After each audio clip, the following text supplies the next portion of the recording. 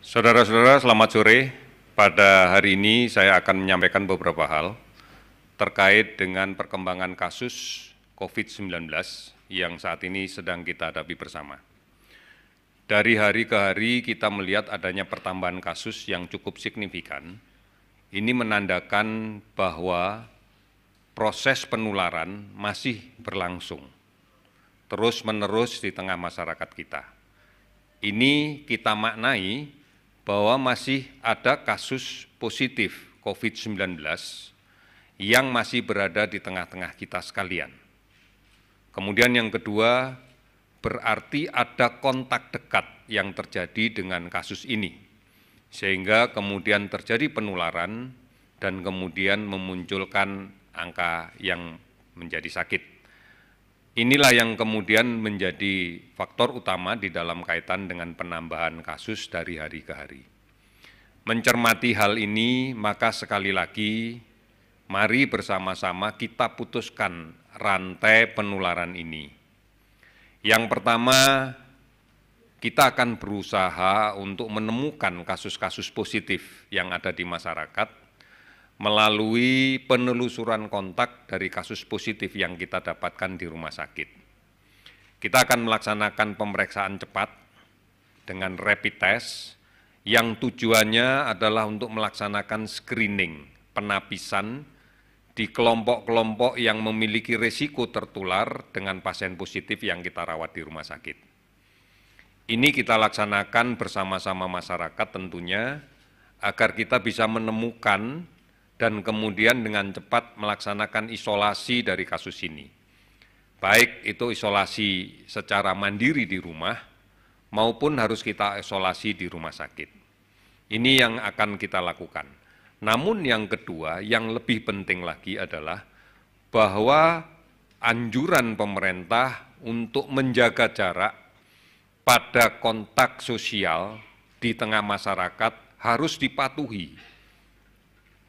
Karena pada jarak yang sangat dekat, kurang dari 1,5 meter, ini memberikan peluang yang besar untuk terjadinya penularan dari orang yang positif, sakit, dan kemudian di dalam tubuhnya ada virus, melalui percikan ludah yang kita sebut dengan droplet pada saat yang sakit ini batuk, pada saat yang sakit ini bersin, dan kemudian mengenai orang lain yang sehat. Artinya kontak dekat masih terjadi. Kemudian yang kedua, bisa saja terjadi kontak tidak langsung, misalnya percikan itu mengenai barang-barang yang sering digunakan bersama. Di dalam kendaraan angkutan massal misalnya adalah pegangan pada saat berdiri, kemudian pintu, gagang pintu pada saat kita keluar masuk, kemudian riling tangga pada saat kita akan pindah dari satu tempat yang lebih tinggi atau lebih rendah dan sebaliknya. Ini terjadi kemudian tidak disertai dengan cuci tangan dengan menggunakan sabun. Dan kemudian secara langsung makan atau minum tanpa cuci tangan, atau menyentuh hidung, mulut, mata tanpa cuci tangan. Inilah yang menjadi bukti bahwa kasus ini masih terus akan menular di tengah masyarakat kita. Oleh karena itu, saya minta kembali lagi, mari kita patuhi bersama tentang kontak dekat. Hindari kontak dekat. Oleh karena itu, jaga jarak pada saat melaksanakan komunikasi sosial dengan siapapun, baik itu di rumah maupun di luar rumah.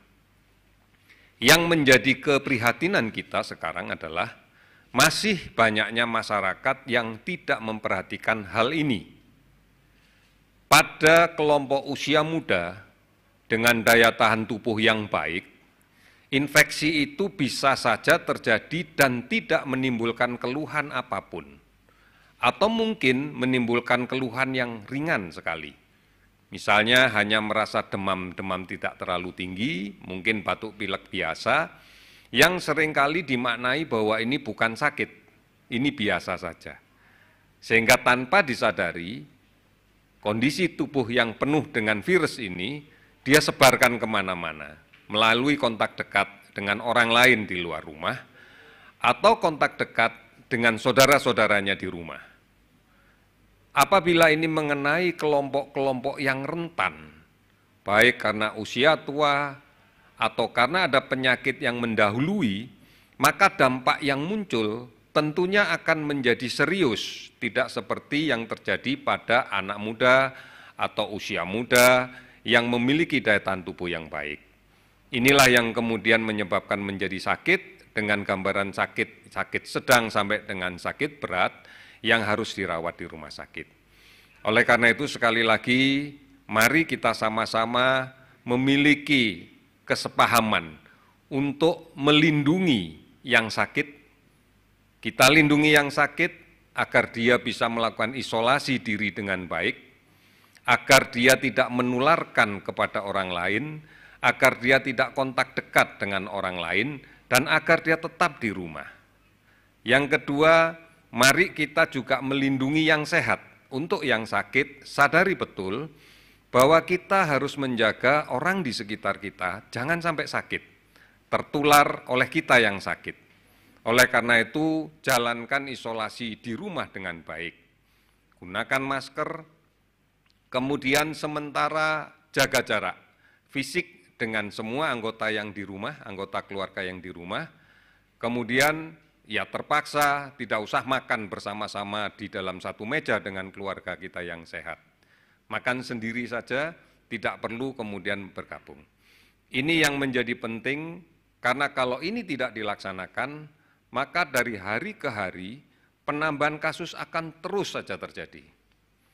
Apalagi kita sekarang sudah tidak tahu pasti lagi siapa di luar yang bertemu dengan kita itu sakit atau tidak. Oleh karena itu, memang benar kita nggak bakalan ketemu orang di luar rumah dalam keadaan sakit berat. Tetapi orang dengan kasus positif dengan sakit ringan, ini memiliki peluang yang besar untuk kemudian menularkan ke kita. Mari bersama-sama jaga jarak. Di dalam berkomunikasi, jaga jarak secara fisik. Ambil jarak aman 2 meter. Ini menjadi penting. Bukan hanya di luar rumah, tetapi juga di dalam rumah. Ini menjadi sesuatu yang penting. Kita bisa membayangkan apabila dalam satu rumah ada 6 orang penghuni, 5 sudah disiplin tidak keluar rumah. Tapi 1 yang sering keluar rumah dan kebetulan kondisi fisiknya bagus, terinfeksi di luar dan kemudian membawa virus ke rumah, maka tidak aman untuk penghuni yang lain manakala kemudian jarak tidak kita atur lebih dari 2 meter. Ini yang menjadi penting dan kemudian disertai dengan kebiasaan mencuci tangan untuk yang masih sehat tidak dilakukan. Inilah yang menjadi sumber-sumber penularan dan inilah yang kemudian memberikan gambaran bahwa dari hari ke hari kasus yang kita hadapi semakin besar. Isolasi diri di rumah itu menjadi penting. Bukan berarti berada di rumah mengabaikan jarak. Tetap harus menjaga jarak. Kemudian sadari betul bahwa kita yang berasal dari luar rumah dan masuk ke rumah memiliki peluang untuk membawa virus ini. Oleh karena itu pola hidup bersih, sehat menjadi kunci di dalam kaitan penanganan COVID-19. Tidak perlu mencari sesuatu yang sulit, karena secara ilmiah sudah dibuktikan bahwa virus ini sangat-sangat rentan dan mudah hancur manakala terkena sabun, terkena deterjen. Oleh karena itu, tidak ada alasan karena tidak punya hand sanitizer, kemudian tidak mencuci tangan. Tidak ada alasan karena tidak mudah mencari hand sanitizer, maka tidak mencuci tangan. Cuci tanganlah pakai sabun. Setiap hari pasti ada dan tidak sulit untuk mencari sabun. Ini menjadi penting. Isolasi diri di rumah juga dimaknai membatasi jarak dengan anggota keluarga. Pakai masker sepanjang berada di rumah, jika memungkinkan gunakan satu kamar sendiri, jika memungkinkan. Apabila tidak memungkinkan, ya bukan hanya kamar, mungkin tempat tidur pun juga dipisah. kemudian sementara tidak makan bersama-sama dalam satu meja dengan keluarga lain yang sehat, kemudian tidak menggunakan alat makan, alat minum bersama-sama, dan mengkonsumsi gizi yang baik serta protein serta vitamin yang cukup.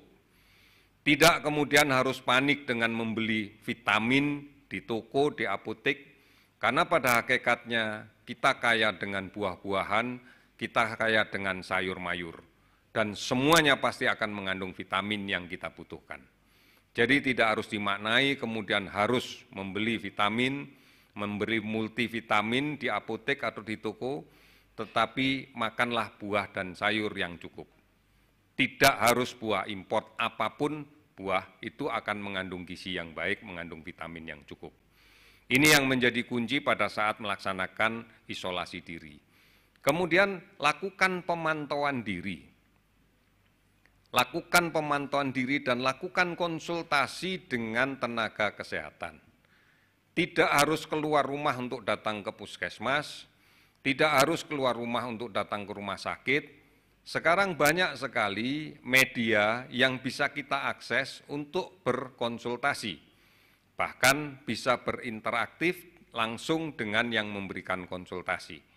Kita pahami ada beberapa call center yang bisa dihubungi, baik di 119, ekstensi 9, kemudian di Halo Kemkes 15567, ataupun banyak lagi di media online yang lain. Bisa di Halodoc, bisa di Sehatpedia, bisa di Gojek, dan sebagainya. Dan kita pun mungkin juga memiliki dokter keluarga, bisa juga digunakan untuk berkonsultasi. Anda tidak sendiri di rumah. Semua keluarga akan melindungi, dan semua keluarga sudah bertekad untuk menjaga agar yang sakit bisa melaksanakan isolasi mandiri dengan baik, sehingga diharapkan bisa sembuh dengan baik.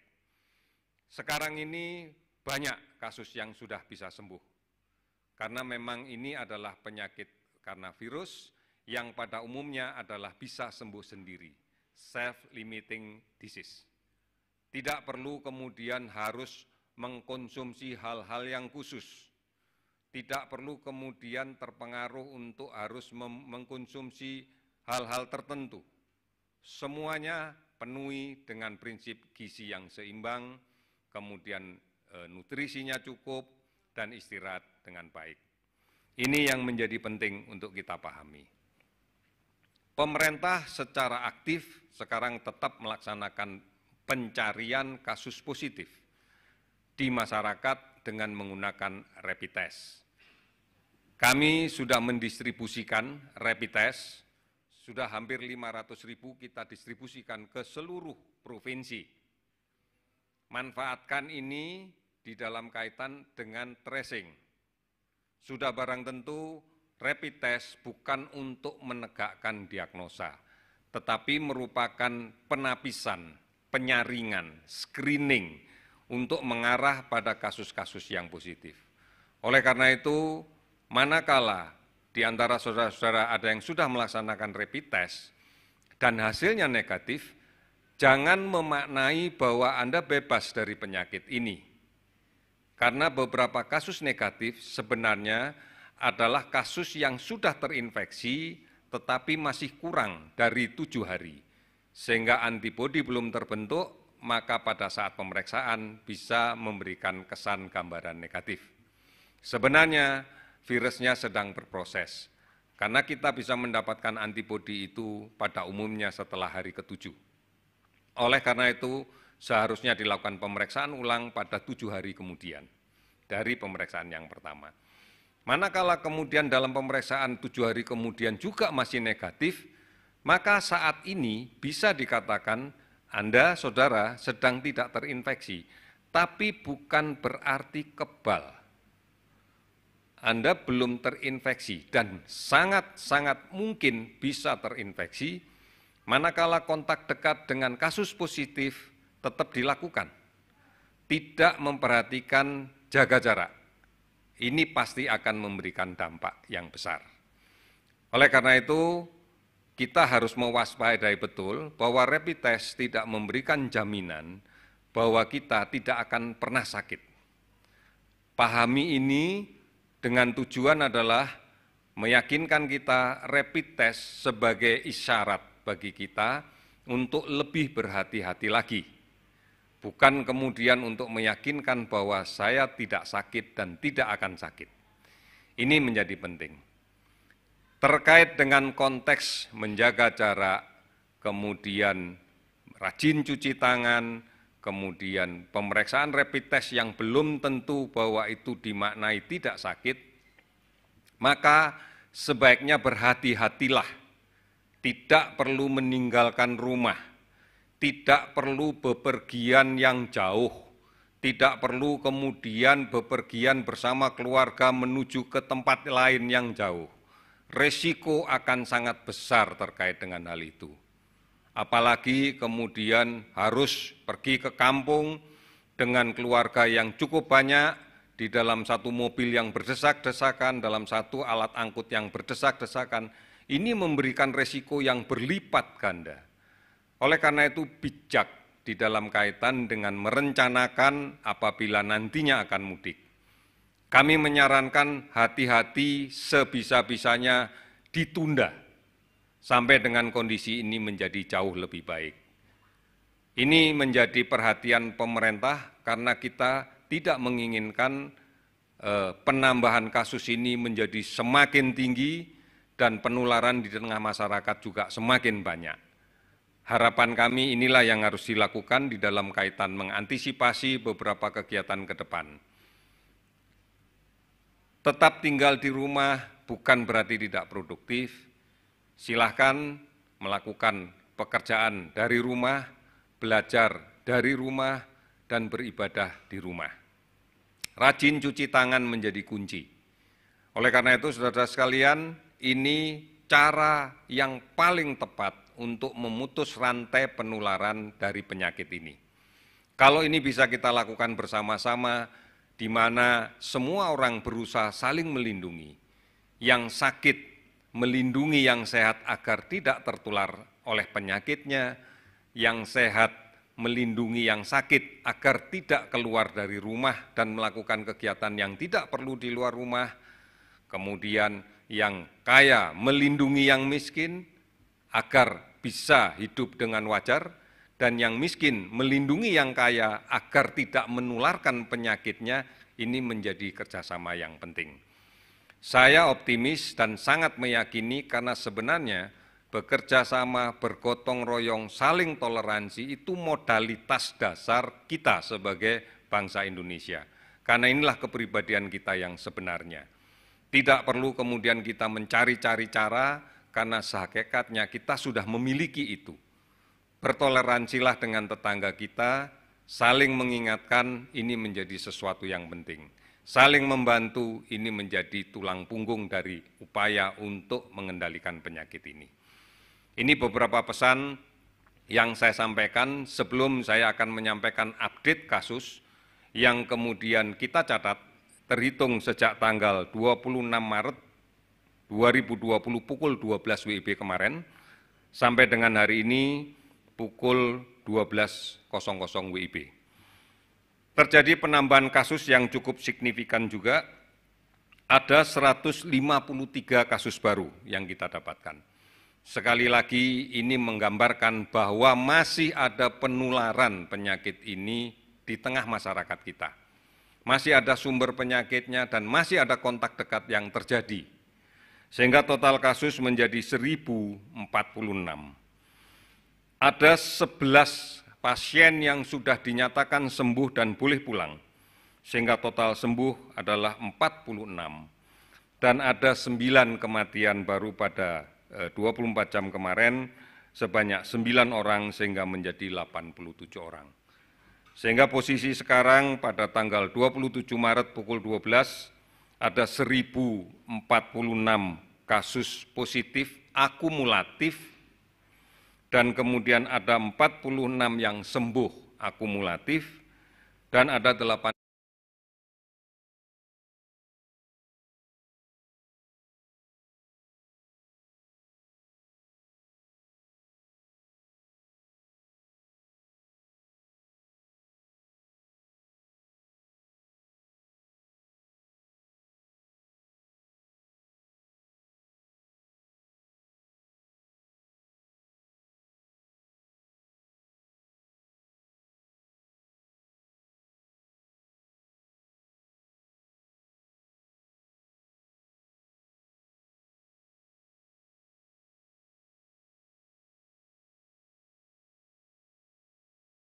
permasalahan